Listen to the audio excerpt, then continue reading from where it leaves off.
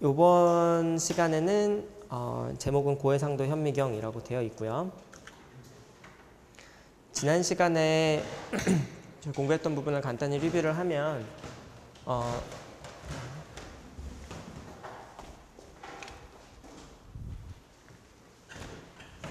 형광을 이용한 플로로선스 마이크로스코피 그리고 컨포컬 마이크로스코피 이후에 이제 투포톤 마이크로스코피라고 하는 부분을 이야기를 했고요.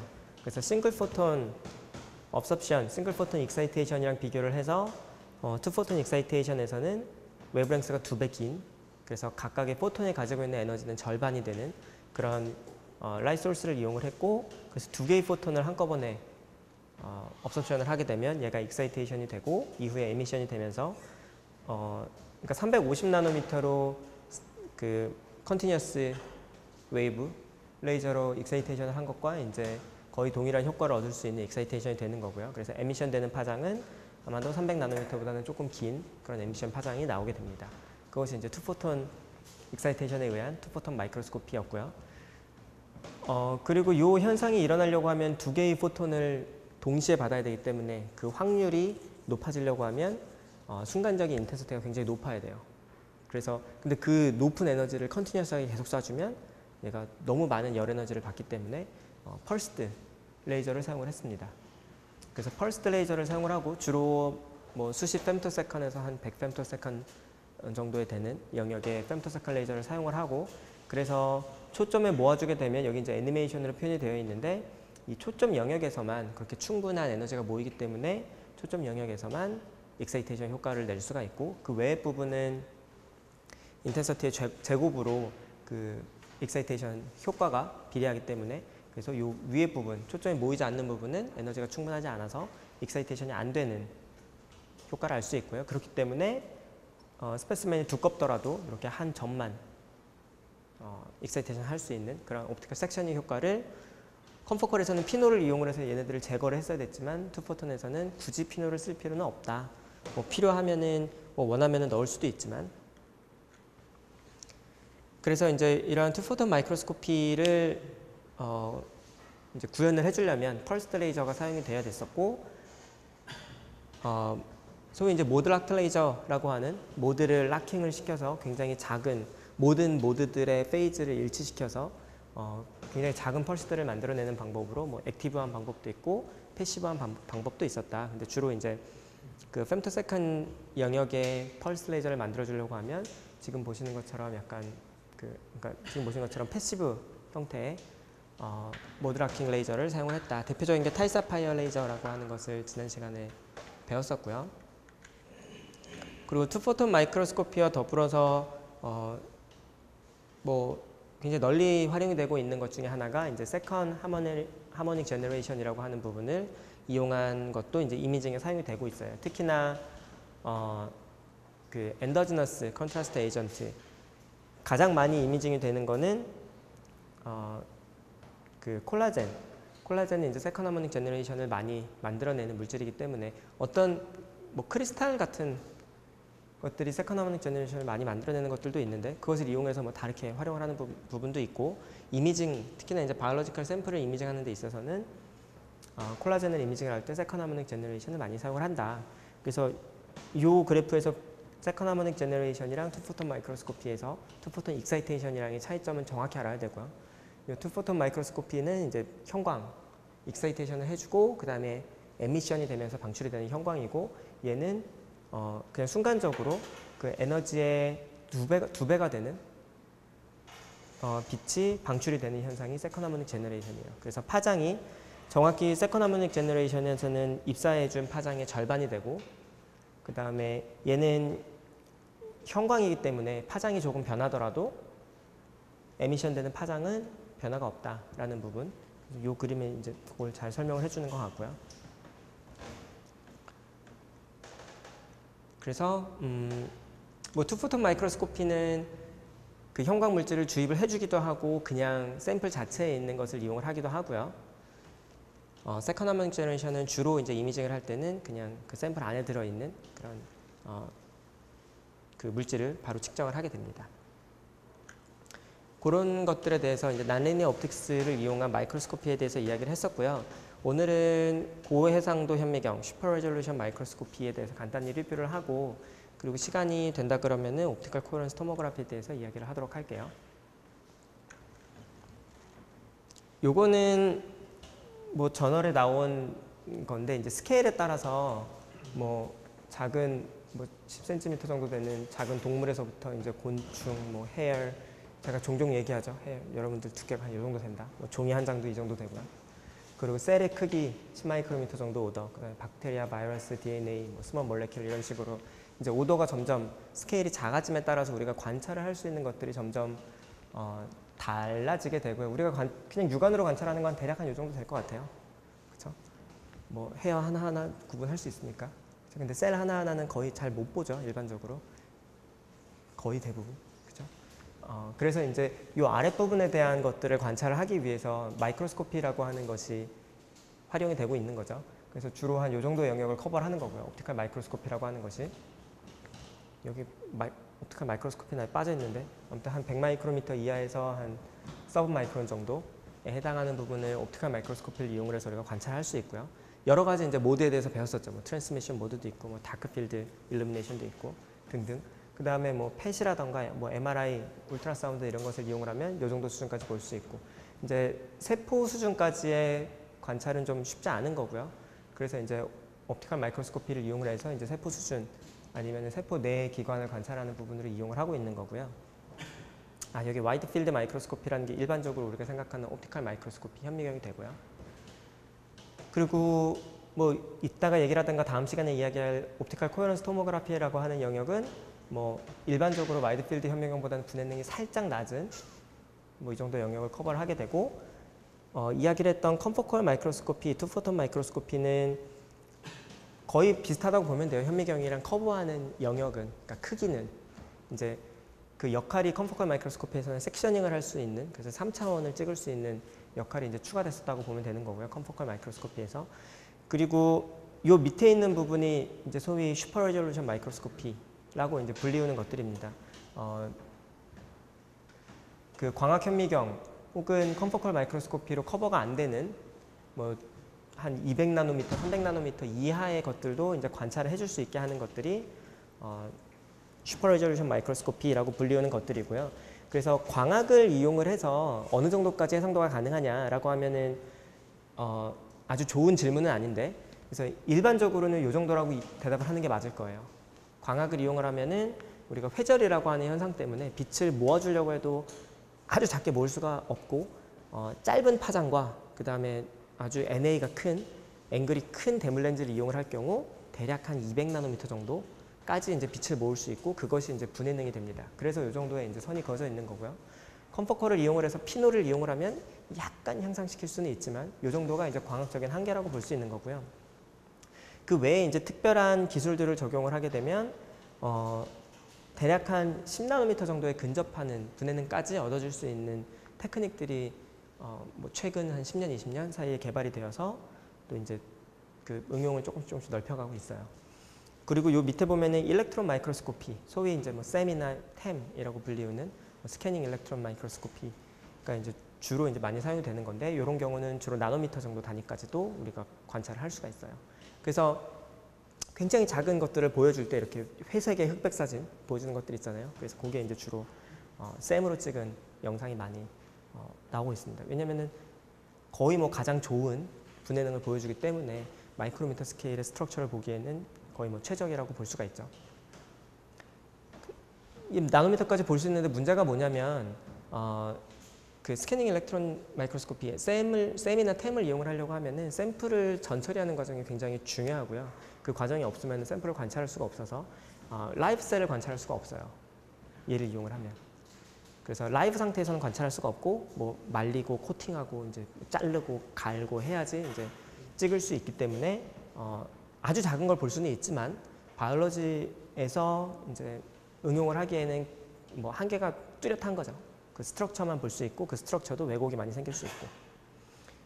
그리고 니어필드라고 하는 니어필드 스캐닝 옵티컬 마이크로스코피인데, 요거는 우리가 다루지는 않을 건데 우리가 주로 다루는 영역은 다 파필드 영역이에요. 그래서 디프락션에 의한 효과가 다 나타나는 그런 파필드 영역에서 이제 그 현미경들을 다루고 있었는데, 니어필드라고 하는 거는 아주 쉽게 얘기하자면 빛이 통과할 수 있는 구멍을 예를 들면 한 10나노미터 정도까지 작게 만드는 거예요. 그러면 그 빛이 통과를 한 직후에는 그 10나노미터 영역으로 빛이 모여 있습니다. 그게 물론 이제 회절에 의해서 전파가 되면 그거를 다시 10나노로 모을 방법이 없지만, 파필드에서는 모을 수 없지만 니어필드에서는 그렇게 아주 작은 영역으로 빛을 모아줄 수가 있어요. 그래서 뭐 아주 쉽게는 피노를 뭐 10나노미터 크기로 뚫은 다음에 빛을 쏴주면 그 직후에는 그 10나노미터에만 빛 에너지가 이제 전달이 되겠죠. 그래서 그런 방식으로 이제 니어필드 마이크로스코피를 만들어서 사용을 하기도 합니다. 오늘 우리가 이야기할 부분은 이 영역에 해당하는 부분. 그래서 광학의 파필드 영역을 이용하면서 분해능을 한 최대한 10나노미터 정도까지 향상시키는 기술들에 대해서 이야기를 할 겁니다. 그래서 아까도 이야기를 했지만 레이저를 쏴주고 NA가 굉장히 큰, 뉴메릭 어퍼처가 굉장히 큰 데몰 렌즈를 사용을 하더라도 주로 이제 횡 방향으로는 200나노미터 정도, 그리고 길이 방향으로는 한 500나노미터 정도. 요것이 이제 일반적인 광학에서 이야기를 하는 디프락션 리밋, 그러니까 회절에 의한 한계가 되는 거고요. 요거를 극복하고자 하는 기술들을 이제 오늘 이야기를 하게 될 거고, 주로 요 세 가지에 대해서 이야기를 할 겁니다. 스테드, SIM, 스톰, 이렇게 세 가지를 이야기를 할 거고요. 자세한 뭐 작동 원리에 대해서 오늘 이야기를 하도록 할게요. 그래서 지금 여기 나와 있는 초록색에 요거는 지금 전부 다 형광에 해당하는 얘기고요. 왜 형광에서 좋으냐면은 이제 라이브 셀을 이미징을 할 때는 어떤 특정한 뭐 단백질에다가 특정한 그 플로로선 에이전트를 타겟팅을 해서 보기 때문에 걔네들의 아주 작은 영역까지도 관찰함으로 인해서 이제 그 임팩트가 있는 연구를 할 수 있게 되는 거죠. 그래서 실제 빛을 저렇게 저거보다 작게 모아줄 수는 없는데, 방금 봤던 이제 회절의 한계 때문에 이런 이제 기술들을 조금 더 추가를 해서 이렇게 작은 영역에서 나오는 신호를 우리가 획득을 할 수 있게 된다라고 하는 걸 약간 개념적으로 볼 수 있게 되는 거고요. 그래서 스테드라고 하는 거는 Stimulated Emission Depletion이라고 하는 거에 앞자를 따서 스테드 마이크로스코피라고 이름을 붙였고요. Saturated Structured Illumination Microscope라고 하는 거는 이제 이렇게 해서 SSIM, Stochastic Optical Reconstruction Microscopy에서 이름도 잘 지었어. 스톰이야, 스톰. 이름 짓는 게 참 중요하죠. 특히나 이제 메디컬 쪽에서 이렇게 어떤 스터디에다가 이름을 붙이는데 굉장히 이름을 잘 붙여요. 그러니까 그 앞자들을 따서 모으면 그 스터디에 굉장히 좀 중요한 내용을 좀 함축하게끔 그런 것들, 무슨 뭐 어떤 비전 같은 거 얘기할 때도 그런 거 많이 하잖아요. 뭐 얘가 떠오르진 않는다. 아무튼 무슨 말인지 알겠죠. 그래서 그런 식으로 이제 이름을 잘 지으면 이제 사람들한테 이제 회자도 많이 되고, 그래서 요거는 실제 이제 영상을 보면 이제 스톰하고도 약간 연상이 되는 그런 원리가, 그런 부분들도 있고 합니다.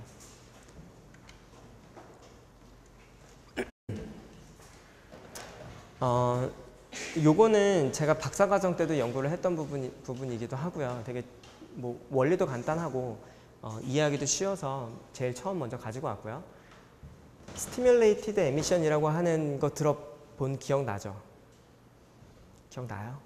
어디선가 들어본? 레이저에서 나오는 거예요. 레이저 할 때 LASER, 거기 있는 S하고 E가 Stimulated Emission이에요.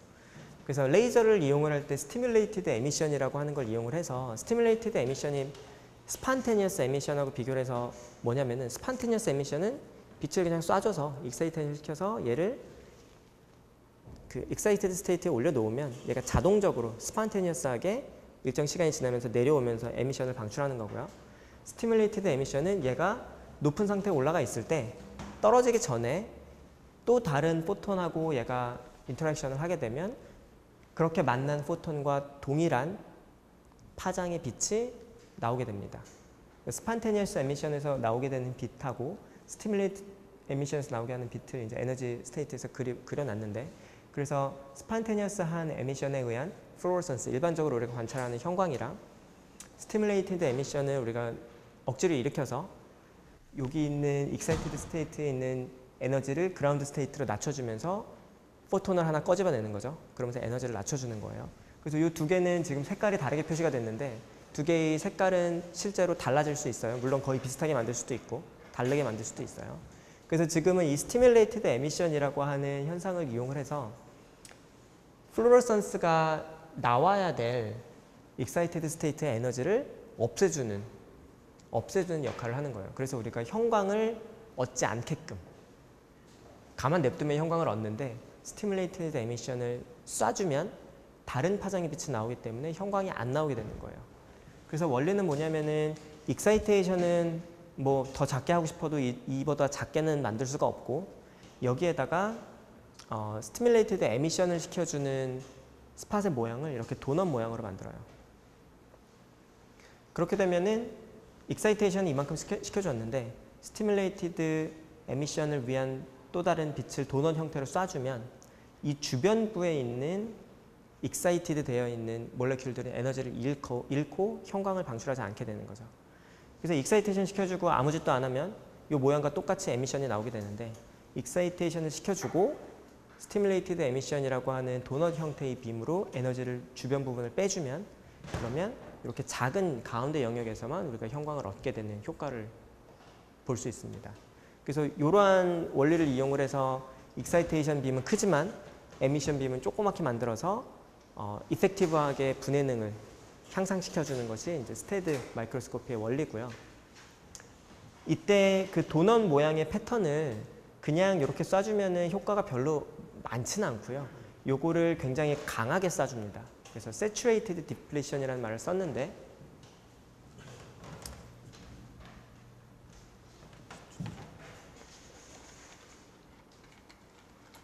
그림으로 살펴보면은 이렇게 익사이테이션을 시켜주고 가만히 놔두면 이렇게 에미션이 나오는데 이렇게 익사이테이션을 해주고 이런 형태로 디플레이션을 시켜주면 스티뮬레이티드 에미션을 시켜버려서 여기 있는 에너지를 빼주면 그러면은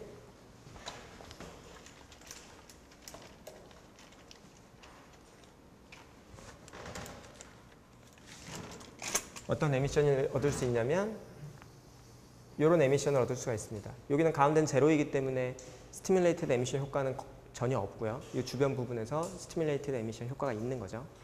그런데 만약에 우리가 그 스티뮬레이티드 에미션을 해주는 빔을 똑같은 도넛 모양인데 굉장히 강하게 쏴주면 이거랑 모양은 똑같고 크기가 엄청 커진 거예요. 지금 요거는 그림을 그리기로 이렇게 급격히 올라가는 거죠. 저 위에는 뭐 그릴 필요도 없이 그렇게 쏴주면은 실제 이펙티브한 스팟은 이렇게 작아질 수가 있다는 거죠. 이 폭은 더 좁아질 테니까 이 도넛을 세게 쏘면 세게 쏠수록 이 가운데 남아있는 제로가 되는 포인트는 작아질 테니까 이 영역에서만 우리가 에미션을 얻을 수 있게 됩니다. 그래서 이게 처음 원리가 나왔던 건 1994년도인데 그 이후에 계속 이제 그 기술적으로도 진보가 많이 이루어지고 이걸 이용한 응용도 많아져서 그 처음 이제 아이디어가 나온 지 20년이 지났는데 지금은 상용화돼서 널리는 사용 못 되고요. 전에도 이야기를 했지만 가장 큰 리미테이션은 비싼다는 거.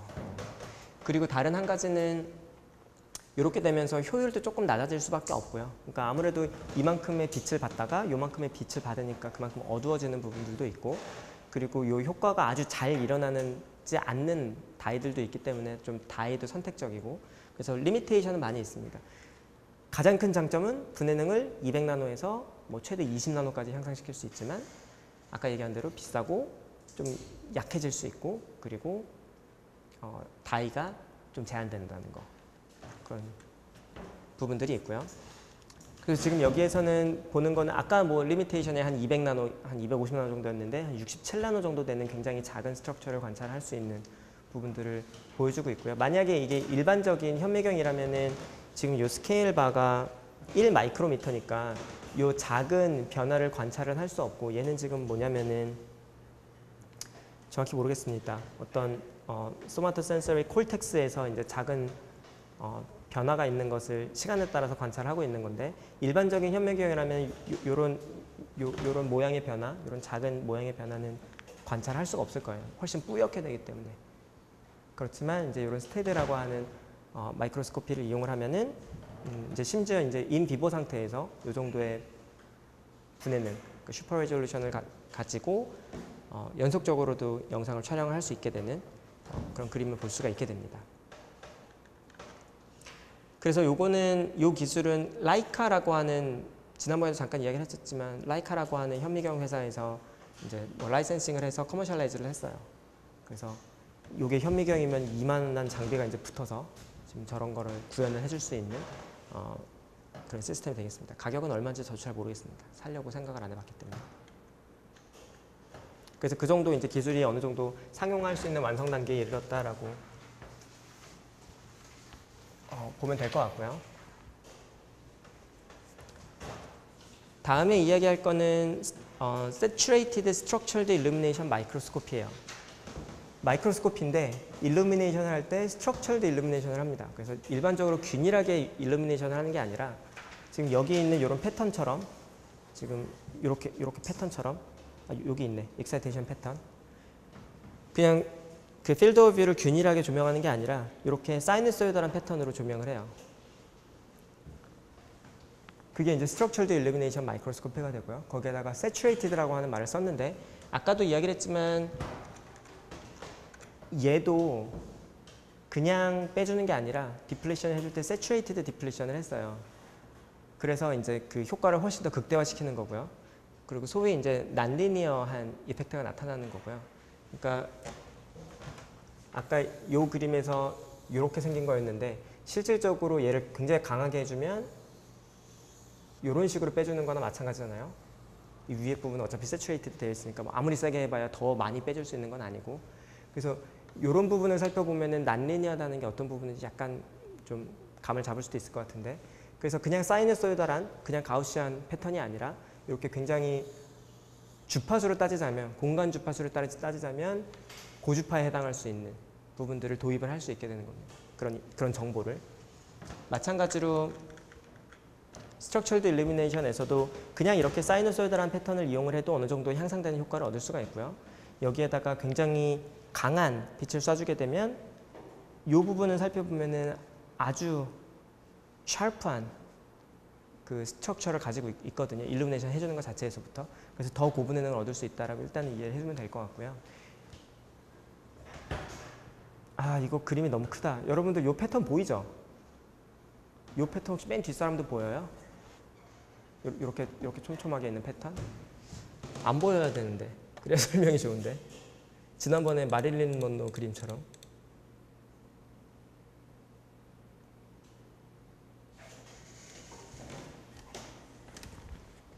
이거 보여요? 뒷사람? 경초? 그래, 안 보인다고 대답해야지. 이 패턴은 보여요? 지금 이렇게 듬성하게 되어 있는 거? 아니면 이렇게 듬성하게 되어 있는 거? 그죠? 그게 지금 요 아주 촘촘한 패턴은 지금 조교님이 바라보기에는 매우 멀기 때문에 이 패턴이 보이지가 않습니다. 왜냐하면은 우리가 볼 수 있는 공간 주파수는 한정되어 있기 때문에 아주 작은 패턴은 우리가 지난번에 뭐 MTF라고 하는 것에서도 봤지만 이 패턴이 작아지면 작아질수록 우리가 관찰을 못하게 돼요.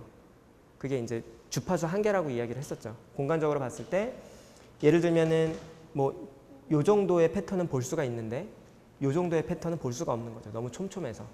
그래서 광학적으로도 현미경도 어떤 특정한 패턴 이하는 어떤 특정한 패턴보다 작으면 그 패턴에 해당하는 공간 주파수가 너무 높아서 볼 수 있는 영역을 벗어나는데, 지금 조교님이 대답하기로 이 패턴은 보인다고 했어요. 그렇죠? 그리고 이 패턴은 보인다고 했어요. 그게 뭐냐면은 이렇게 특정한 주파수로 패턴을 걸어주면, 패턴을 같이 쏴주면 소위 맥노리 현상하고 비슷한 거예요. 그래서 요것이랑 요것의 패턴이 같이 합쳐지면서 요 굉장히 고주파가 가지고 있는 성분이 낮은 주파수로 옮겨갈 수가 있거든요. 그래서 이제 그 낮은 주파수에서는 우리가 관찰할 수가 있게 되는 거죠. 그래서 굉장히 높은 주파수의 영역을 어떤 주기적인 패턴을 이용을 해서 낮은 주파수로 이동을 시켜줄 수가 있습니다. 그렇게 이동을 시켜주게 되면 이제 우리가 관찰을 할 수가 있게 되고요. 그 관찰된 거를 다시 나중에 리컨스트럭션을 통해서 높은 주파수로 옮겨주면 우리가 원래의 인포메이션을 복원을 해줄 수가 있어요.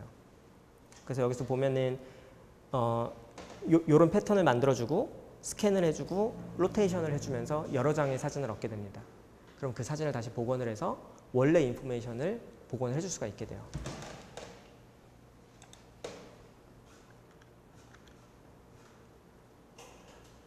그래서 실제 만들 때는 조명을 해주는데 그냥 조명을 해주는 것이 아니고 디프락션 그레이팅을 이용을 해서 이렇게 그레이팅에서 이제 양쪽으로 갈리니까 그걸 다시 합쳐주면은 여기에서 사이누소이달한 패턴이 만들어지고요. 그 패턴을 강하게 쏴주면은 이렇게 굉장히 샤프한 패턴들을 만들어낼 수가 있어요. 결국에 이 패턴의 정보가 실려서 원래 안 보이던 정보가 이 패턴 덕분에 보이는 영역으로 이동이 되는 거거든요. 그 다음에 우리가 그 관찰된 거를 리컨스트럭션을 통해서 다시 영상을 얻어낸다라고 보면 될 것 같아요. 이 그림이 아주 선명하지는 않은데 요거는 뭐냐면은 그 예전에 우리가 그 프리의 사진 기억나는지 모르겠는데 프리의 사진을 프리 트랜스폼 하면 그죠? 프리 트랜스폼을 하면 어떤 이미지가 있을 때 뭐 이렇게 우리 아들도 이거는 잘 그리겠다. 프리 트랜스폼을 하게 되면 이쪽 낮은 주파수 영역에서 신호가 많이 모이고 그 다음에 이제 고주파 영역으로도 점점 퍼져나가게 되는 거고요. 우리가 결국 이미지를 얻게 된다는 거는 이미징 시스템을 통해서 높은 주파수가 컷옵이 생기는 거예요. 그래서 공간적으로 보면 이 정도 주파수 이후는 제로가 되고 이 부분은 통과가 잘 되고 이 부분은 통과가 좀 덜 되고 그런 이제 주파수 영역에서 관찰하면 그렇게 관찰할 수가 있는데 지금 이 C라고 하는 것이 일반적인 옵티컬 마이크로스코피로 영상을 얻은 것을 공간상에서 프리 트랜스폼을 한 겁니다. 그래서 이 제일 밝은 부분이 저주파에 해당을 하는 거고 이 점선으로 찍어 놓은 부분이 이 광학 현미경이 통과시킬 수 있는 공간 주파수 영역을 표시한 거예요. 그래서 뭐 공간상으로는 X, Y에 상관없이 서큘러 시메트릭 하니까 그래서 원으로서 그 광학계가 통과시킬 수 있는 주파수가 정해져 있는 거고요. 그래서 어떤 인포메이션이 이 주파수 바깥에 있다 그러면 그거는 없는 거나 마찬가지예요. 이 광학 시스템한테는 통과를 전혀 못 시켜주니까. 그런데 이제 그 스트럭처드 일루미네이션이라고 하는 것을 위아랫 방향으로 이제 사이누소이달한 패턴을 걸어주면 요거하고 요거가 주파수가 이동되어서 관찰을 할 수 있게 된 결과가 되는 거고요. 그거를 돌려가면서 여러 장을 찍어서 지금 이거는 7가지의 주파수 성분들을 합쳐 놓은 건데 이렇게 이쪽 방향 각각 해당하는 부분을 우리가 받아들일 수가 있게 돼요. 스트럭처드 일루미네이션을 통해서 높은 주파수, 이쪽 주파수에 해당하는 부분을 받아줄 수가 있게 되는 거죠. 그래서 이 부분을 리컨스트럭션을 해서 합쳐주면 실제 광학계 하나가 가지고 있는 주파수 한계는 요건데 고주파 영역도 저주파로 바꿔서 이제 우리가 볼 수 있게 된 거죠. 그렇게 봐준 다음에 다시 제 프리퀀시 영역에다가 갖다 놓으면 이만큼의 주파수 성분을 우리가 얻어줄 수 있게 되는 거죠. 얘를 다시 그래서 리컨스트럭션을 해서 이미지를 살펴보면 훨씬 더 선명한 영상을 얻을 수가 있다라고 하는 부분이고요. G하고 H. 지금 저 A처럼 보이던 애가 이제 이런 스트럭처드 일루미네이션 과정을 거쳐서 리컨스트럭션 과정을 거치면 이렇게 보일 수 있다라고 하는 얘기가 되는 거죠. 아까 제가 조교님한테 물어봤듯이 굉장히 촘촘한 패턴에서 보이지 않았지만 스트럭처드 일루미네이션을 하면 아무 패턴도 없을 때랑은 달리 뭔가 듬성듬성한 패턴이 보이는 거고요. 그래서 굉장히 고주파의 정보가 저주파로 옮겨진 거고 그 저주파를 다시 고주파에다가 리컨스트럭션을 해주면 이런 파인 스트럭처를 얻을 수 있다라고 하는 얘기가 되겠습니다. 그래서 J하고 K를 비교해 보면은 이 영역을 그냥 일반적인 옵티컬 마이크로스코피로 한 장을 딱 얻은 것과 스트럭처드 일루미네이션을 이용해서 얻은 그림을 비교를 해주고 있는데 여기서 굉장히 중요한 거는 지금 이렇게 굉장히 작은 라인, 2개의 라인으로 되어 있는 부분이 일반적인 현미경에서는 관찰할 수가 없다는 얘기죠. 그렇지만 이제 분해능이 그만큼 높아짐으로 인해서 이러한 패턴들을 관찰할 수 있게 됐다라고 하는 내용이고 지금 여러분들 자료는 어떤지 모르겠지만 얘는 디스플레이가 너무 어두워서 잘 안 보이는데 요거 같은 경우에는 50나노미터 크기를 가지고 있는 플루어선트 비드인데 요 그림에서는 그 각각의 비드가 다 관찰이 되고 있어요. 스트럭처럴 일루미네이션을 통하면. 그렇지만 일반적인 현미경에서는 이렇게밖에 보이지 않는다라고 하는 부분 알 수 있습니다. 뭐 이것도 이제 다른 예고요. 뭐 DNA랑 뉴클리어 라미나랑 MPC, 뭐 에피톱스 이런 것을 일반적인 컴포컬 레이저 스캐닝 마이크로스코피하고 이제 스트럭처럴 일루미네이션 마이크로스코피를 했을 때 이제 특히나 이제 이런 부분들 하나하나 이제 관찰할 수가 있게 되는 거죠.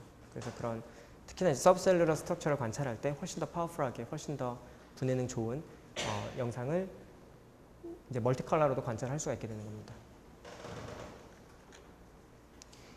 요거는 자이스라고 하는 광학회사에서 상용화를 했고요. 동일한 문제를 가지고 있습니다. 비싸고요. 상대적으로 덜 비싸요.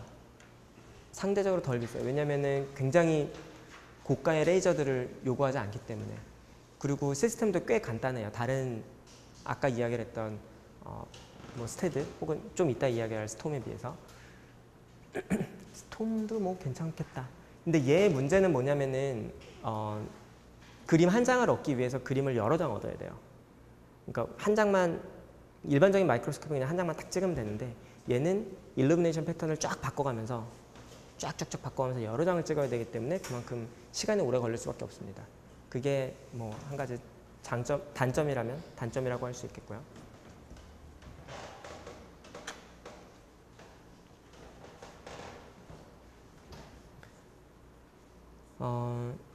그리고 이제 다음번에 이야기할 거는 스톰이고요. 스토캐스틱 옵티컬 리컨스트럭션 마이크로스코피라고 하는 건데 얘도 이제 현미경인데 리컨스트럭션을 해주는 마이크로스코피고요. 그러니까 한 번에 영상을 얻는 게 아니고 뭔가 작업을 많이 해서 이제 리컨스트럭션을 해요. 전체적인 영상을 얻으려면. 그리고 스토캐스틱이라고 하는 부분은 이제 확률적으로 약간 랜덤하게 계속 찾아가는 그런 과정을 통해서 리컨스트럭션을 하는 거고요. 이 그림에서 원리를 나타내주고 있는데 기본적으로 얘는 로컬라이징을 해주는 역할을 합니다. 그러니까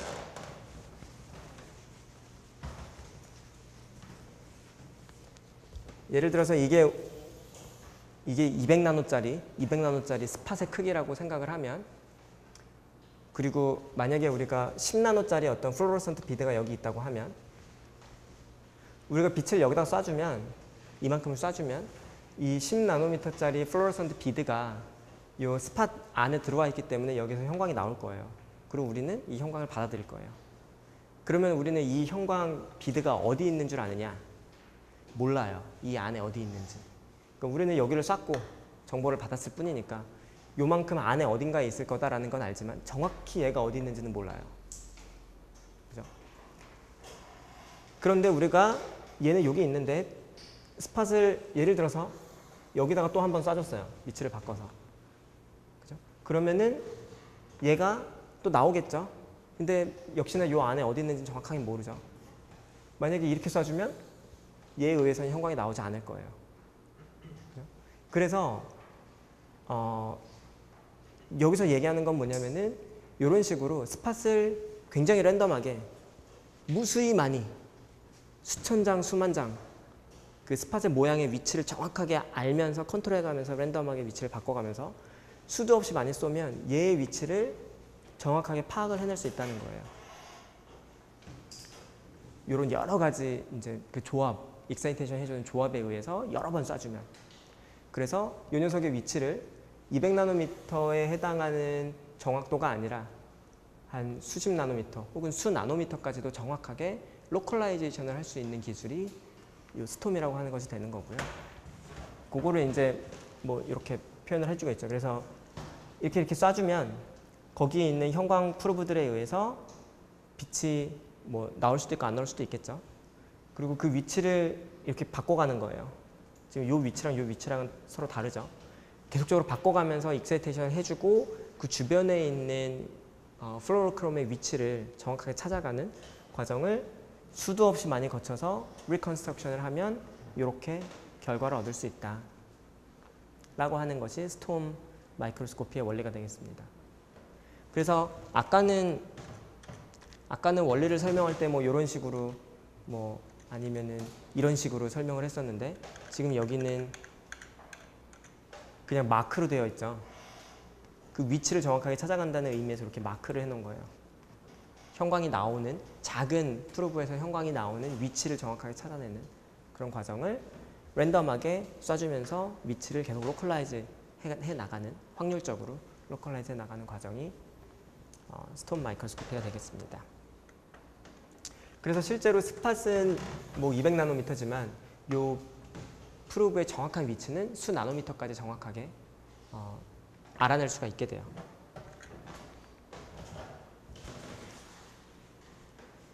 그래서 그 원리로 이제 뭐 결과만 간단히 보면 뭐 일반적인 현미경으로는 이렇게 보이지만 스톰을 이용을 하면은 이렇게 얻을 수 있다. 확연히 다른 정보라고 볼 수가 있겠죠. 그죠? 아주 덴스한 스트럭처보다는 이렇게 약간 좀 스파르스한 조금 이렇게 좀 뭐라고 해야 되지? 이렇게 좀 듬성듬성한 샘플에서 더 잘 되고요. 아주 덴스한 경우에는 이렇게 자세하게 볼 필요조차도 없겠죠. 일반적으로는. 그런 것들이 있겠습니다. 그래서 이 두 가지를 비교하면 실제 얘네들의 관심이 있을 경우에 얘네들의 아주 인디비주얼한 몰레큘들에 관심이 있다고 하면 굉장히 파워풀한 이러한 기능이 없이는 관찰할 수 없는 그런 정보를 제공을 해주게 되는 거죠. 이 두 가지를 금방 비교를 해보면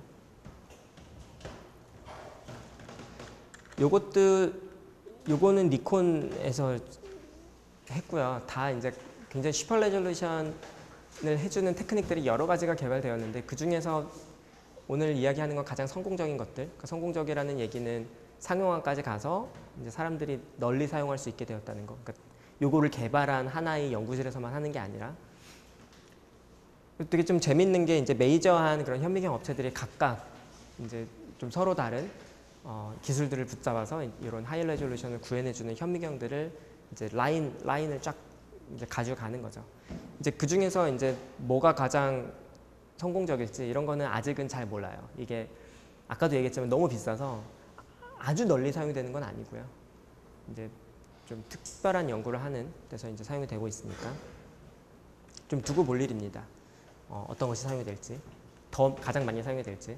그리고 이 스톰이라고 하는 거는 아까도 이야기했던 스트럭처럴드 일루미네이션과 비슷한 단점을 가지고 있어요. 요거를 위해서 굉장히 여러 가지 패턴으로 뭐 수천 장, 수만 장의 이미지를 받아야 되기 때문에 굉장히 시간이 오래 걸린다는 단점이 있습니다. 그래서 각각의 그 이미징 메서드마다 장점과 단점이 있어서 그리고 이제 반드시 이게 필요한 건 아니니까 무조건 작게 본다고 좋은 건 아니니까 뭐 그런 어플리케이션에 맞춰서 이런 이미징 메서드들을 선택을 해서 연구에 활용을 하고 있습니다. 궁금한 부분 있으세요? 슈퍼 레졸루션 마이크로스코피에 대해서? 좋아요.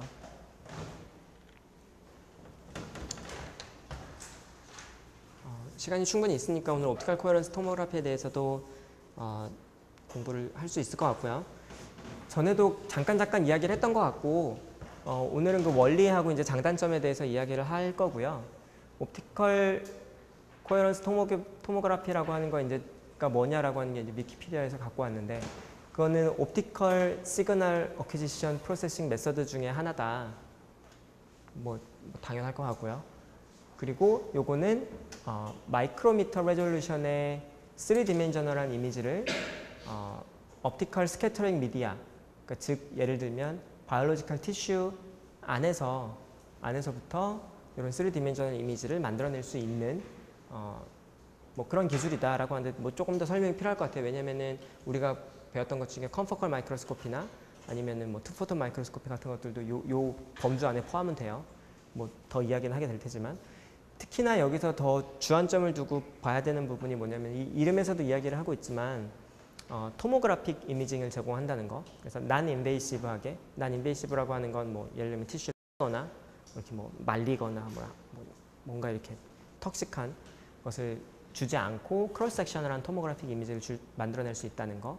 그 다음에 하이 스페이셜 레졸루션이라고 하는 부분은 1에서 10 마이크로미터 정도 되는 뭐 꽤 좋은 분해능을 가지고 있고요. 그 다음에 하이 센시티비티라고 하는 얘기는 뭐냐면은 빛을 가지고 뭔가 장난을 칠 때 굉장히 중요한 것 중에 하나가 그 빛의 양입니다. 특히나 이제 티슈를 다루게 되면 티슈에다가 빛을 쏴주고 거기서 돌아오는 빛을 가지고 그걸 분석을 해서 뭔가 정보를 얻게 되는데, 이 옵티컬 코런스 토모그래피라고 하는 거는 다른 기술들에 비해서 센시티비티가 훨씬 좋아요. 그래서 빛이 아주 조금만 돌아와도 그 아주 조금 들어온 빛에서부터 정보를 분석해서 토모그래픽 이미지를 만들어낼 수가 있어요. 어느 정도 정리하면은 주로 일반적으로 이야기를 할 때 쏴준 빛에 대략 한 10의 마이너스 10승 정도의 빛만 돌아와도 그 스트럭처를 어느 정도 분간을 해낼 수가 있게 돼요. 그래서 소위 이제 highly scattering media, 그러니까 우리 바이올로지컬 티슈에서 굉장히 효과적으로 사용이 될 수 있는 기술이 되겠습니다.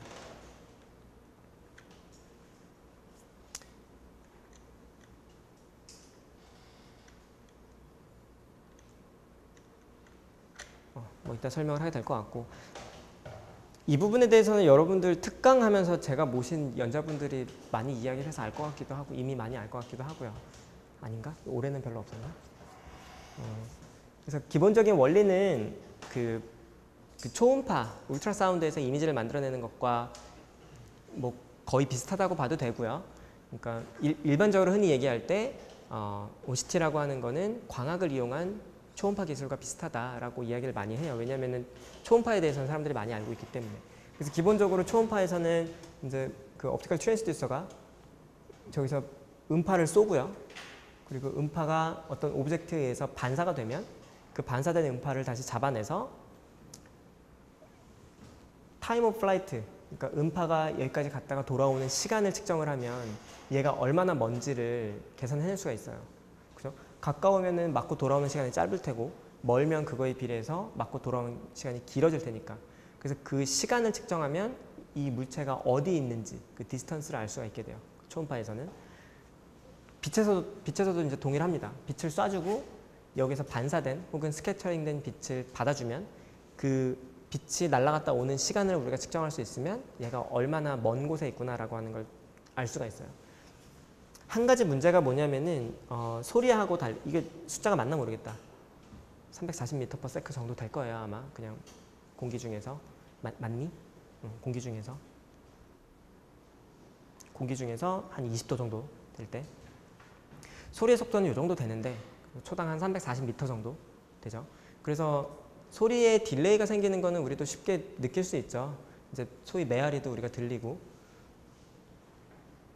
그래서 이 시간차는 측정을 하기가 상대적으로 쉬워요. 왜냐면은 긴 시간 동안 측정을 하면, 오랜 시간 동안 측정을 하면 되니까, 그러니까 넓은 간격으로 측정을 하면 되니까. 그래서 예를 들면은 10마이크로미터, 사실은 초음파에서 10마이크로미터는 거의 구분은 못 하는데 10마이크로미터라고 하는 기간을, 소리가 날아가는 시간은 이렇게 나눠보면 계산 한번 해보세요. 이거 졸린 상태에서 해가지고 맞는지 모르겠어. 그래서 예로 나누면은 대충 2.94 곱하기 10의 마이너스 8승 초. 어찌 보면 굉장히 빠른 시간인 것 같기도 하고, 만약에 저 시간으로 반복되는 어떤 패턴이 있다고 하면은 대충 어떻게 되니? 한 수백 메가헤르츠 정도에 해당하나? 수십 메가헤르츠에 해당하나? 10의 마이너스 9승초만큼 패턴이 반복되면은 그거는 1000 메가헤르츠가 될 거고요. 기가헤르츠. 10의 마이너스 8승이면은 100 메가헤르츠고, 얘는 한 수십 메가헤르츠에 해당하는 거니까 실제 이제 라디오 프리퀀시 정도밖에 안 되는 신호예요. 요거를 프리퀀시로 바꾸자면. 우리 뭐 라디오 이렇게 매일 듣고 있으니까, 나는 매일 듣지만 여러분들은 모르겠지만, 그죠? 그래서 다루기 쉬운 그런 신호가 되고요. 이 정도는. 근데 빛의 경우에는 이제 초당 30만 킬로미터를 이동을 하니까 이제 뭐 지구 7바퀴 반 돈다고 하죠. 저거보다는 조금 빨라요. 그래서 동일한 10마이크로미터를 이동하는 빛의 시간을 계산을 해보면 3.3 곱하기 10의 마이너스 14승 초가 돼서 오더가 거의 한 6개 정도 높죠. 그래서 이 정도의 시간은 우리가 직접적으로 이 타임 딜레이를 잴 수 있는 방법이 현재까지는 없어요. 그러니까 femtosecond 정도에 해당하는, 수십 femtosecond 정도에 해당하는 굉장히 빠른 시간을 우리가 직접적으로 측정할 수 있는 방법은 없고요. 그래서 요게 조금 어려운 부분이에요. 어찌 보면. 원리는 동일하지만 그래서 이제 이름에도 있는 요 코헤런스라고 하는 얘기를 이제 도입을 하게 됩니다.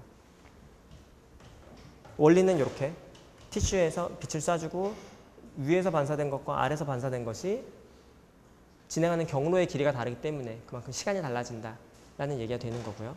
그 시간을 바로 측정을 할 수가 없기 때문에 우리가 코헤런스 그 간섭성을 이용을 하게 되고요. 그래서 기본적으로는 마이켈슨 인터페로메트리와 같은 그런 인터페로메트리를 이용을 해서 시간을 직접 측정할 수 없기 때문에 이 인터페로메트리를 이용을 해서 그 시간을 측정을 하게 되는 겁니다. 인터페로메트리는 뭐 전에도 뭐 이야기를 많이 했었지만 그래서 빛 이제 웨이브를 가지고 이제 이용을 하는 그런 기술인데 주로 이제 일렉트로마그네틱 웨이브, 그러니까 빛, 라이트. 그래서 이제 이런 간섭계를 이용해서 어떤 정보를 추출해내는 거예요. 우리가 추출하고자 하는 건 뭐냐면 아주 작은 시간차 혹은 아주 작은 거리차를 이제 뽑아내고자 하는 거고요. 이 인터페로메터를 이용을 해서. 그래서 뭐 널리 사용이 되고 있습니다. 코헤런스라고 하는 부분은 여기서 어떻게 적용이 되냐면 기본적으로 이제 요 마이켈슨 간섭계랑 똑같고요. 빛을 쏴주고 한쪽은 레퍼런스를 보내고 한쪽은 샘플로 보내고 다시 돌아온 것을 간섭을 시켜서 이제 디텍터로 신호를 얻게 되는 거고요. 우리가 라이트 소스를 이용을 할 때 만약에 코헤런스가 굉장히 긴 라이트 소스를 이용을 하게 되면은 샘플을 만약에 이렇게 앞뒤로 움직여줬을 때 이런 신호를 얻게 돼요. 요게 얘랑 거리가 정확히 같으면 보강 간섭을 일으키게 될 거고요. 얘를 조금만 뒤로 빼서 2분의 람다만큼 차이가 나면 상쇄 간섭이 일어날 거고 또 뒤로 빼서 람다만큼 차이가 나면 보강 간섭 2분의 3 람다면 상쇄 간섭 이렇게 반복되는 패턴이 나타날 겁니다. 근데 그 차이가 좀 커지더라도 요거의 코헤런스 랭스가 길면 레이저 같이 가간섭성이 길면 공간적으로 그러면은 얘가 좀 뒤로 많이 이동을 하더라도 계속 사이누소이드라는 패턴을 얻게 될 거고요. 가간섭성이 짧은 라이트 소스를 이용을 하게 되면 가간섭성이 짧다는 얘기는 조금만 거리 차이가 나면 간섭을 하지 않는다는 거예요. 그 공간적으로 이제 그 길이가 정확히 일치를 하게 되면 이렇게 간섭무늬, 보강 간섭되는 패턴, 상쇄 간섭되는 패턴을 얻게 되지만 조금만 이 차이가 멀어지면 그러니까 람다, 2람다, 3람다 이렇게 떨어지게 되면 간섭되는 정도가 급격히 줄어들어서 이 신호가 간섭된 신호가 줄어든다는 거죠.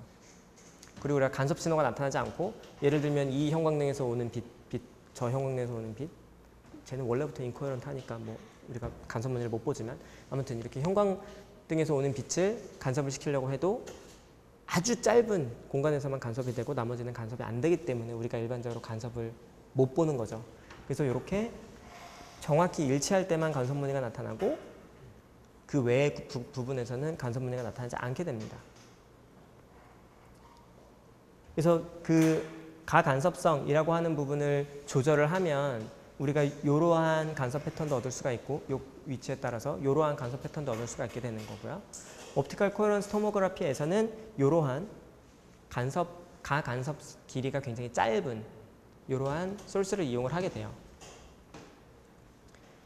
그래서 기본적으로 소위 이제 타임 도메인 오시티라고 불리는 것의 원리가 되는데 요거는 파이버 옵틱 빔 스플리터를 이용을 해서 앞서 이야기한 마이켈슨 간섭계를 그냥 파이버 형태로 꾸며 놓은 거예요. 소스가 나가면 반반 갈리고 그리고 레퍼런스와 샘플을 맞고 돌아온 빛이 다시 합쳐져서 디텍터로 갑니다. 그래서 만약에 이 티슈 위치에 우리가 하나의 리플렉터만 있다고 생각을 하면 그러면은 요거하고 상황이 동일한 거예요. 반반 갈려서 샘플과 레퍼런스 갔다가 돌아와서 간섭되는 거. 그리고 샘플에 하나의 리플렉터가 있는 거. 그러면 어떤 신호를 얻게 되냐면 여기 있는 얘를 쓱 움직여 보면 정확히 얘랑 위치가 같은 곳에서만 간섭 무늬가 나타나고 코헤런스 랭스가 짧기 때문에 간섭 무늬가 이 길이가 조금만 벗어나면 간섭 무늬가 나타나지 않게 되는 거죠. 그러면은 요 간섭 무늬를 보고 우리가 뭘 알 수 있느냐? 아, 여기서 간섭 무늬가 나타났으니까 요 위치에 해당하는 곳에 샘플에 리플렉터가 있겠구나 라고 하는 것을 알 수가 있게 되는 겁니다. 요것이 만약에 여기도 나타나고 요 옆에도 나타나고 요 뒤에도 나타나고 하면 위치에 따라서 여기도 물체가 있고 여기도 물체가 있고 여기도 물체가 있구나 라고 하는 것을 알게 되는 거고요. 그래서 그 간섭 무늬의 인벨롭을 그대로 따면 결국 레이저를 쐈을 때 티슈에 어느 위치에 빛을 반사하는 물질들이 있는지를 알 수가 있게 되는 겁니다. 그것을 A 스캔이라고 부르고요. 그래서 지금 이 부분과 이 부분은 아마 이렇게 될 겁니다. 그래서 시간에 따라서 저 레퍼런스에 해당하는 것의 위치를 바꿔주는 거예요. 레퍼런스의 위치, 미러를 여기부터 여기까지 쭉 바꿔주는 거죠. 그러면 여기에 해당하는 무언가가 있으면 티슈에 간섭무늬가 나타날 테고 얘를 뒤로 움직여주면 여기에 뭔가 해당하는 것이 있을 때만 간섭무늬가 나타날 거고요. 그랬을 때 간섭무늬가 뭐 이런 식으로 나오고 이게 0은 아니에요. 여기가 0은 아닙니다. 그리고 또 이렇게 간섭무늬가 나타나고 간섭무늬가 나타나고 이렇게 되면 이 얘기는 뭐냐면 샘플의 깊이에 따른 스트럭처가 얘는 뭔가 반사를 해주는 반사도라고 생각을 해주면 스트럭처에 반사하는 물질들이 이렇게 존재한다라는 것을 알 수 있게 되는 거죠. 그래서 깊이 방향의 뎁스에 대한 샘플의 반사도를 측정할 수 있게 되는 거죠.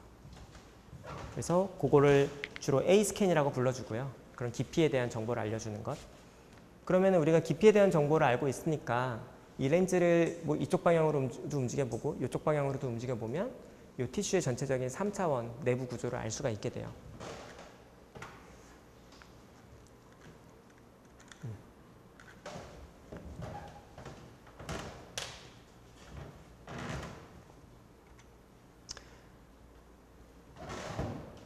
그렇게 해서 이제 3차원 구조를 알 수가 있는데 한 가지 여기서 낭비를 하고 있는 것이 있는데 그게 뭐냐면은 지금 샘플을 이렇게 쏴주고 있는데 그럼 빛이 여기서부터 여기까지 쭉 진행을 하면서 이 티슈 안에 있는 뭐 물질들에 의해서 전부 반사가 되고 있어요. 그런데 우리가 취하는 정보는 뭐냐면 요것과 위치가 정확히 일치하는 곳에서 반사된 정보만을 우리가 획득을 하는 거예요. 실질적으로는 그 외에 있는 부분에서도 반사돼서 빛이 오고 있는데 그 부분은 다 그냥 묻어버리는 거고요. 간섭무늬가 안 생기는 거니까. 그래서 아까 0이 아니라고 했던 부분이 실제 0이 되는 시그널은 여기일 거고요. 왜냐하면 간섭을 하지 않은 다른 온갖 스캐터링이 된 것들이 그냥 평평하게 균일하게 나오게 되는 거고 간섭을 하는 부분만 간섭무늬가 나타나는 거고요. 그래서 이 나머지 스캐터링 되고 있는 정보들을 모두 버리고 있었는데 실질적으로는 이 정보들을 활용할 수가 있더라라고 하는 부분을 이용을 해서 방금 이야기한 건 타임 도메인, 시간에 따라서 스캐닝을 하게 되는 타임 도메인 OCT고 이거는 스펙트럴 도메인 OCT라고 불리우는 이제 더 이상 새롭지도 않아요. 왜냐면은 이제 더 이상 아무도 이거는 만들지도 않아. 왜냐면은 이게 모든 면에서 확인하기 좋기 때문에. 단 하나 이해하기가 조금 어려운 거 빼고는 모든 면에서 이게 모든 면이라고 하기엔 조금 아닐 수도 있긴 하겠다. 그렇지만 어쨌든 99% 이상이 이제 스펙트럴 도메인 OCT를 만들어서 활용을 하고 있어요.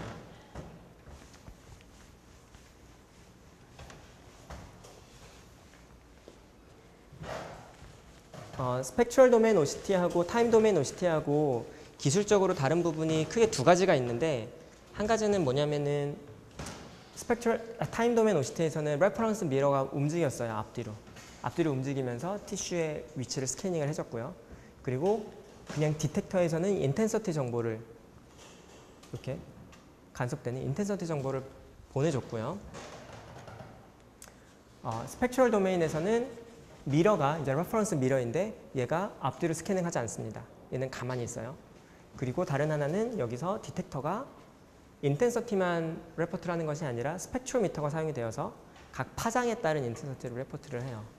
그 두 가지가 다릅니다. 그래서 결국 얘가 받는 정보가 훨씬 많은 거죠. 앞에서는 인텐서티 하나만 받았는데 얘는 스펙트로미터를 이용을 해서 각각 파장에 대한 인텐서티를 다 따로 받는 거죠.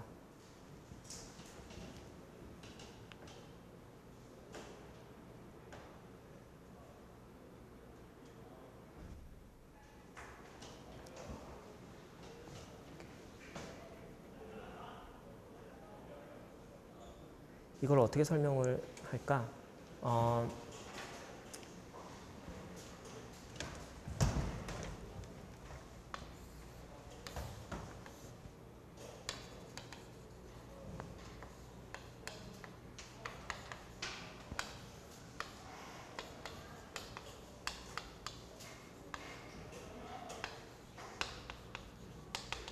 저 그림 그대로 그린 거고요. 잠깐만. 혼나겠다.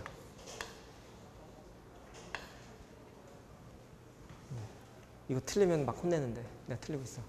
막 헷갈려요. 이런 변명을 하면 안 되지. 빛이 이렇게 와서 양쪽으로 이렇게 반사되고 이렇게 투과하고 반반, 뭐 반반이 아닐 수도 있지만, 그리고 다시 돌아와서 얘는 레퍼런스 미러 이제 샘플 뭐 반사하는 이렇게 이제 들어와서 스펙트로미터가 되는 거고요. 브로드밴드 소스를 이용하는 이유는 코헤런스 랭스를 줄여야 되니까 브로드밴드 소스를 이용을 하게 되고요. 그리고 스펙트로미터에서는 그 브로드밴드 소스에 해당하는 영역의 스펙트럼을 얻게 돼요. 만약에 이 미러하고 샘플하고 요 거리하고 요 거리가 정확히 똑같다. 그러면은 무슨 일이 일어나냐면 이 소스의 스펙트럼에 상관없이 모든 파장에서 보강 간섭이 일어날 거예요. 그래서 우리가 스펙트로미터에서 얻게 되는 것은, 만약에 소스가 뭐 편평하지 않고 소스 자체가 이렇게 생겼다면 웨이브랭스에 대해서 이런 정보를 얻을 겁니다. 요거랑 요거랑 거리가 완벽히 똑같다면. 얘를 아주 쬐끔 이동시키면 어딘가에서부터 이제 상세 간섭이 일어날 수가 있는 조건이 만족이 돼요. 근데 그 조건은 그 웨이브랭스에 따라서 조건이 달라지게 돼요. 요 길이를 D라고 하면 옵티컬 패스 랭스는 왔다 갔다 해야 되니까 피지컬하게 이 D만큼이 길이가 되는 거고요. 그것이 만약에 N 람다로 표현이 된다면 람다에 따라서 N이 이렇게 결정될 수 있는 조건을 만족시키면 얘는 보강 간섭을 일으킬 거고요. 만약에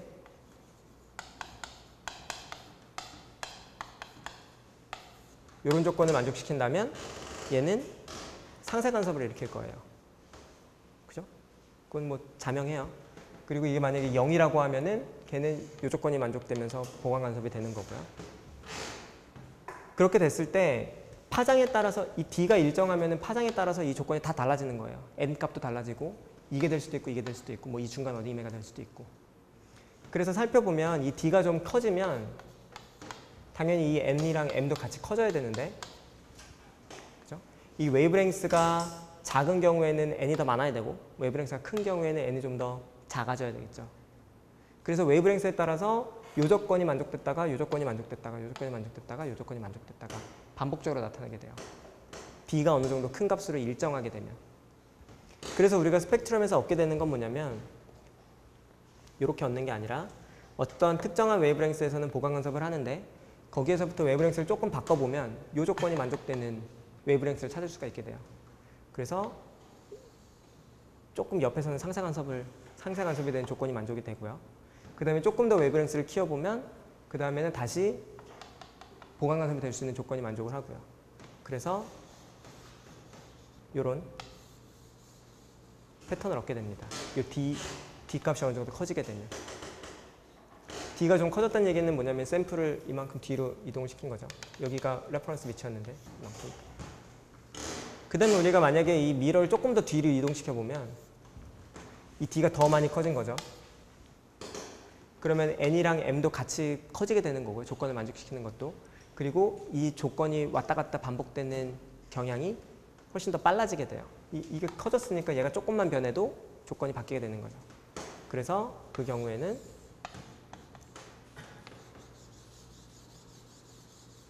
이렇게 더 촘촘하게 변하는 패턴을 얻게 되는 거고요. D를 더 멀리 이동시키면 이 패턴이 더 촘촘하게 바뀌겠죠. 그래서 이 거리가 좁으면 좁을수록, 그러니까 이 거리가 가까우면 가까울수록 이 패턴이 듬성듬성하게 나타나는 거고요. 보강 간섭과 상세 간섭이 조금 천천히 나타나게 되는 거고요. 웨이브랭스가 변함에 따라서. 이 거리가 멀어지면 멀어질수록 이 보강 간섭과 상세 간섭에 나타나는 패턴이 점점 빨리빨리 변하게 되는 그런 효과를 얻을 수가 있게 됩니다. 여기 D가 작을 때, 뭐 D가 적당할 때, 이거 D가 클 때. 그러면 우리가 뭘 해줄 수 있냐면은 이 패턴이 얼마나 촘촘한가를 확인하면 이 신호가 얼마나 먼 곳에서 나왔는지를 판단할 수가 있어요. 그리고 이 패턴의 촘촘함을 알 수 있는 가장 좋은 방법은 우리가 매우 좋아하는 푸리에 트랜스폼입니다. 이러한 패턴을 푸리에 트랜스폼을 하면 여기에서 피크가 나올 테고 이러한 패턴을 포리어 트랜스폼 하면 여기서 나올 테고 얘는 고주파에서 나올 거예요. 그래서 샘플에서 빛을 반사하는 물질이 이 레퍼런스 위치와 가까운 곳에 있으면 그 신호는 이런 패턴을 만들어 줄 거고 그거는 저주파에 해당하기 때문에 포리어 트랜스폼 했을 때 여기에 신호가 나오게 되는 거예요. 굉장히 멀어지면 이런 신호를 만들어내고 그곳은 포리어 트랜스폼 했을 때 이런 신호를 만들어내게 됩니다.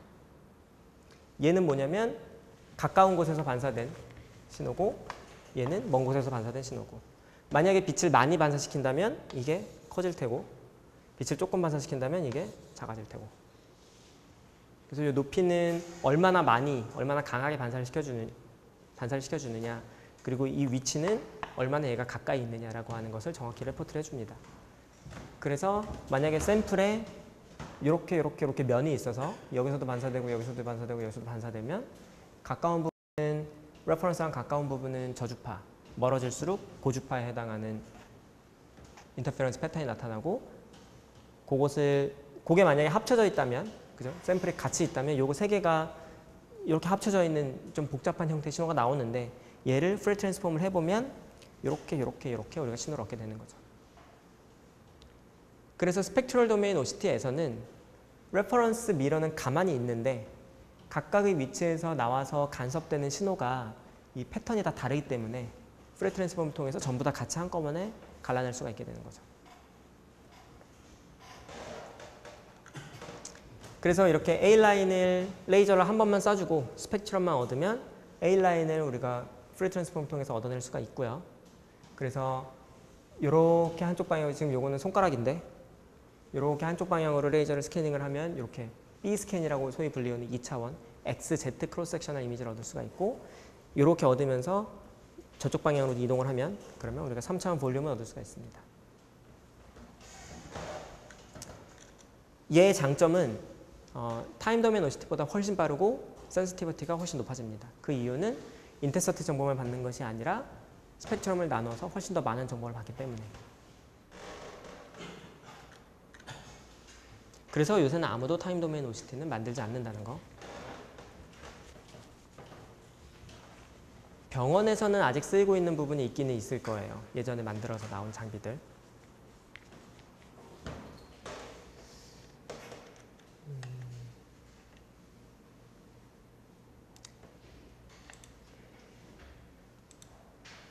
기왕 한 거 끝까지 합시다. OCT에서는 엑시얼 레졸루션이랑 트랜스버스 레졸루션 두 가지 중에서 두 가지가 이제 서로 좀 독립적으로 작동을 하는데 엑시얼 레졸루션은 뭐에 의해서 결정이 되냐면 그 코헤런스 랭스에 의해서 결정이 됩니다. 빛을 위에서 쐈는데 그게 얼마나 간섭성이 뭐 기냐 짧으냐에 따라서 그 분해능이 결정이 되고요. 그래서 엑시얼 레졸루션은 간섭성의 그 가간섭 거리에 의해서 결정이 되고요. 그 가간섭 거리는 그 소스의 파장과 소스의 중심 파장과 소스의 그 밴드 폭에 의해서 결정이 됩니다. 그래서 이 소스의 중심 파장 람다 혹은 람다 제로 그다음에 이 소스의 폭 델타 람다에 의해서 결정이 되고요. 보면은 람다 스퀘어에 비례하고요. 그래서 파장이 짧으면은 분해능은 더 좋아지고요. 그리고 펄스 폭이 그 소스의 폭이 크면 클수록 분해능은 좋아지고요. 그래서 더 브로드밴드 소스를 사용을 하면은 분해능 좋아집니다. 그래서 그냥 우리가 흔히 사용을 하는 레이저로는 OCT를 만들 수는 없어요. 왜냐면은 펄스 폭이 너무너무 작기 때문에 분해능이 거의 없다고 봐야죠. 전부 다 간섭 신호가 나오기 때문에. 그래서 그 밴드가 큰 소스를 활용을 해야 우리가 분해능이 좋은 OCT를 만들 수가 있고요. 트랜스버스 레졸루션은 얘랑은 거의 상관이 없고 다만 이제 여기 람다가 있으니까 요것만 상관이 있고 트랜스버스 레졸루션은 빛을 얼마나 잘 모아주느냐 그래서 뉴메리컬 어퍼처가 얼마나 크냐에 의해서 대부분 결정이 돼요. 그래서 빔 크기와 초점 거리 이게 결국 그 뉴메리컬 어퍼처가 되는 거고요. 얼마나 빛을 잘 모아주느냐 초점 거리가 짧으면서 빔 다이아미터가 크면 그만큼 빛을 잘 모아줘서 트랜스버스 레졸루션은 좋아지게 됩니다. 한 가지 문제가 뭐냐면은 이렇게 빛을 이렇게 쏴주고 빛을 받으면서 이 전체적인 신호를 한꺼번에 얻을 수가 있다고 했는데 지금 여기 한 가지 빠져 있는 게 렌즈인데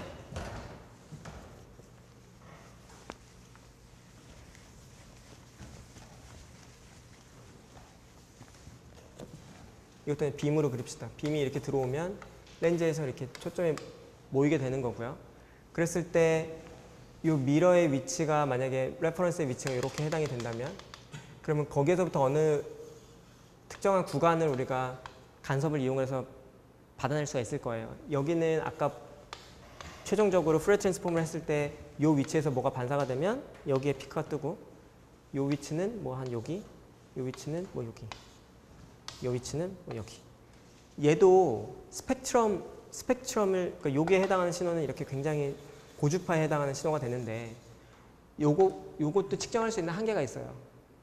그죠? 그러니까 이게 너무 촘촘하면 우리가 더 이상 분간해낼 수가 없잖아요. 그래서 어느 정도 리밋이 있는 거고요. 그래서 일반적으로 OCT를 측정할 수 있는 영역에 리밋이 생겨요. 얼마나 촘촘하게 우리가 스펙트럼을 볼 수 있느냐에 따라서. 그래서 요만큼을 볼 수 있는데 다른 한 가지 리밋을 주는 요인이 뭐냐면 이렇게 렌즈를 빛을 모으면 빛이 모였다가 퍼지게 되죠. 만약에 빛이 이렇게 모였다가 퍼지면 여기에서는 우리가 분해능을 좋게 얻겠지만 여기에서는 말도 안 되게 큰 빔이 들어오기 때문에 여기 있는지 뭐 알 수가 없게 되는 거죠. 분해능이 급격하게 나빠지게 되는 거죠. 그래서 분해능이라고 하는 것하고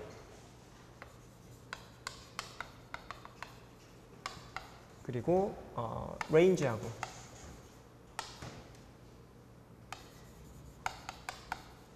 서로 이제 좀 상충되는 관계를 갖게 돼요.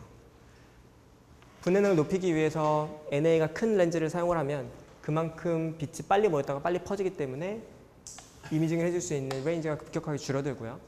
얘를 좀 키워주고 싶어서 빛을 살짝 약하게 모았다가 천천히 퍼지게 하면 분해능이 떨어지게 되고요. 그래서 그것이 나와 있는 것이 수식적으로는 이렇게 표현이 되어 있고요.